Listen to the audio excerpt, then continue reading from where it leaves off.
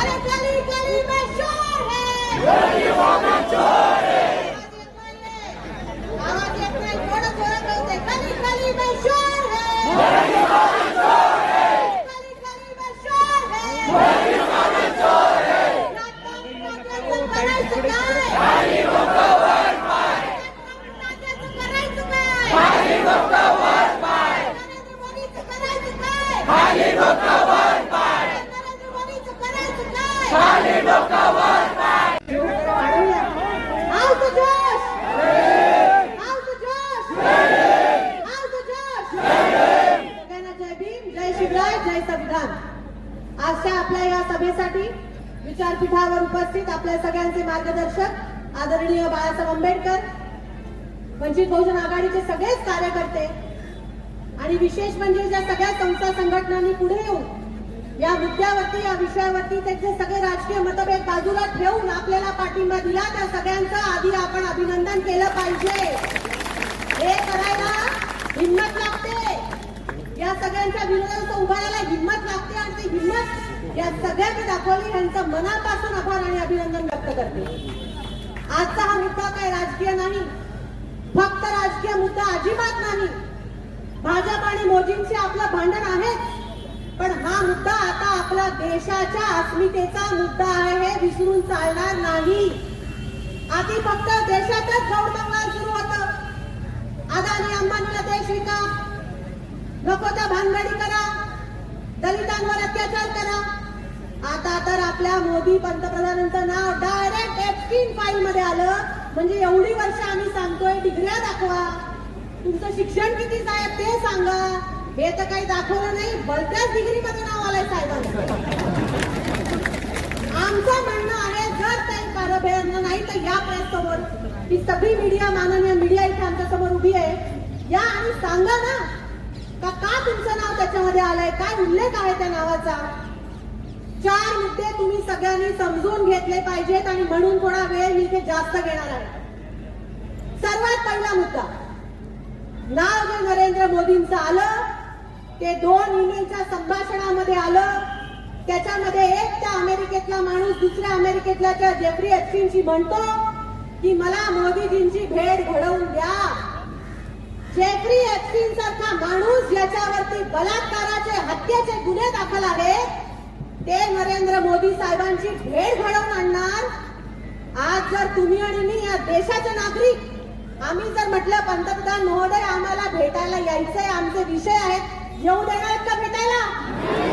पण Jeffrey Epstein भलत्याच कुठल्या तरी माणसाशी मोदींची भेट घालवून देऊ शकतात. हा पहिला मुद्दा. दुसरा मुद्दा म्हणजे त्यांचे आवडते उद्योगपती अंबानी, मुकेश अंबानी राहू देव, त्या अनिल अंबानींचा आधी बघा. त्यांचं नाव येतं एप्स्टीन फाईल मध्ये आणि एक ईमेल असा उल्लेख करतं की मला अमुक अमुक पद्धतीची महिला उपलब्ध करून द्या. काय अर्थ लावायचा याचा? राग येतोय का आम्हाला या गोष्टीचा?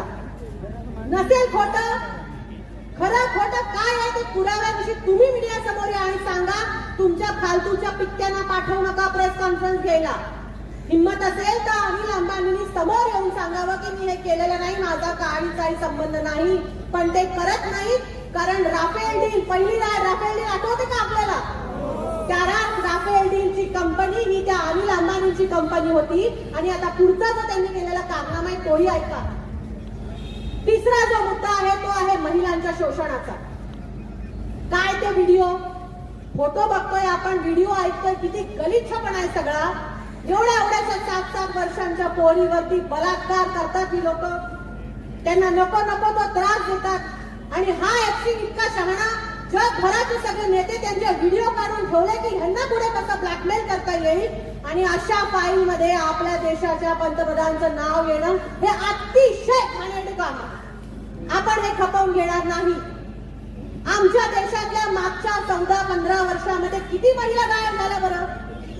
दरवेळेस तुम्ही म्हणता काही भाषणामध्ये आकडे सांगतात, हो सांगणार मी, कारण नुसतं बोलून समजत नाही आपल्याला.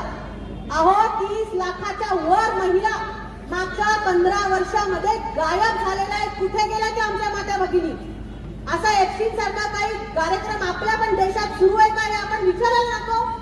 आणि विचारल्यावर उत्तर देणारे हे नरेंद्र मोदी नाही, हे मौनेंद्र मोदी झालेले आहेत. कुठल्यावर प्रश्नावर ते उत्तरच देत नाहीत, अशी एक परिस्थिती आज आपल्या देशामध्ये निर्माण झाली आहे. आणि चौथा आणि महत्वाचा मुद्दा जर तुम्ही सगळ्यांनी समजून घेतला पाहिजे, आपण भारतीय संविधानाला मानणारी लोक आहोत, भारतीय आहोत. भारतीय सरनेमाला आपण म्हणतो आम्ही भारताचे लोक, भारताचे एक सार्वभौम सर्व धर्मनिरपेक्ष गणराज्य घडवण्याचा प्रयत्न करू. सर्वात पहिला शब्द आहे सार्वभौम. सार्वभौम म्हणजे भारतामध्ये काय निर्णय घ्यायचे, आमची परराष्ट्र नीती काय असणार हे आम्ही ठरवणार, कुठल्याही तात्या ट्रम्प ठरवणार नाही. पण हे सुद्धा मोदींनी विकलं आणि आता अमेरिकेला जसं पाहिजे तसं भारत करणार हे त्या अमेरिकेच्या ट्रीटीमध्ये लिहून दिलंय. आज जरी परिस्थिती असेल तर खरंच आपण सार्वभौम देश आहोत का, हा प्रश्न खरं तर प्रत्येक माणसाने इथे विचारला पाहिजे. आणि म्हणून आमचा आग्रह आहे की ही सगळी इन्क्वायरी झाली पाहिजे आणि ती होईपर्यंत नरेंद्र मोदींनी काय केलं पाहिजे, नरेंद्र मोदीजींनी राजीनामा दिलाच पाहिजे, असं आमच्या सगळ्यांची मागणी आहे. आणि हीच मागणी घेऊन यानंतरचं हे पुढचं आंदोलन आपण सगळे करणार आहोत. आज एका छोट्याशा हाकेवरती आपण सगळे इथे जमा झाले आहात. साहेब, महाराष्ट्राच्या कानाकोपऱ्यामधून सगळे कार्यकर्ते इथे उपस्थित झाले आहेत. मला नेहमी हे विश्वास वाटतो की या RSS आणि अशा ताकदींना जर कोणी लढत असेल, कोणी त्याला टक्कर देऊ शकत असेल तर ते फक्त आंबेडकरवादी कार्यकर्ते असतील. आणि जेव्हा मी आंबेडकरवादी म्हणते, मी कुठल्या एका समूहाबद्दल म्हणत नाही, मी कुठल्या एका धर्मा किंवा जातीबद्दल म्हणत नाही, पण बाबासाहेबांचा विचार मांडणारा, संविधानाचा विचार मांडणारा प्रत्येक जातीतला धर्मातला माणूस हा आंबेडकरवादीच आहे. आणि हाच आंबेडकरवादी समूह या मोदीजींना खाली उतरवल्याशिवाय आता राहणार नाही. त्यांनी तोंड उघडायची गरज आहे. शेवटचं सांगते, मोदीजींनी पहिल्या भाषणात सांगितलं होतं, तुम्हाला आठवतं का बघा, काय म्हटले होते, मैं तो फकीर आदमी हूँ, मैं झोला लेके आया हूँ और झोला लेके जाऊंगा. अरे बाबा, झोला लेके नाही, तू झोल करून जाणार आहे आणि झोलन माणूस तू आहे. झुंबे तर संपले, आता मोठे मोठे जे झोल केलेत ना तुम्ही, हे देशापुढे येत आहे आणि ते यायचे नाहीत. आज सकाळपासून सोशल मीडियावर जोरदार चर्चा आहे की एप्स्टीन फाईलला दाबण्यासाठी हा नवीन युद्धाचा प्रयोग करत आहे. हे जे काही अमेरिके, इराण आणि इस्रायलचं युद्ध चालू आहे, हे कुठेतरी एप्स्टीनला दाबण्याचा प्रयत्न आहे, असं एक षडयंत्र रचलं जातं, असं मी नाही, सोशल मीडियावरती चर्चा आहे. त्यामुळे या सगळ्या लोकांनी समजून घ्यायची गरज आहे आणि त्यांच्यापेक्षा जास्त समजून घ्यायची गरज आहे हे त्यांचे जे सगळे बगलबच्चे आहेत ना, जे फेसबुक आणि इंटरनेटवर नको त्या गोष्टी बोलतात, नको त्या शिव्या देतात आणि फालतूची गोष्टी करतात.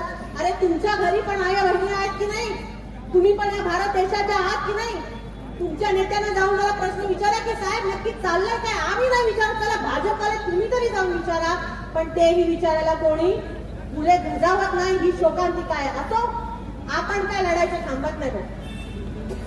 तेव्हाही आंबेडकर होते आणि आताही आंबेडकर आहे, लक्षात ठेवा.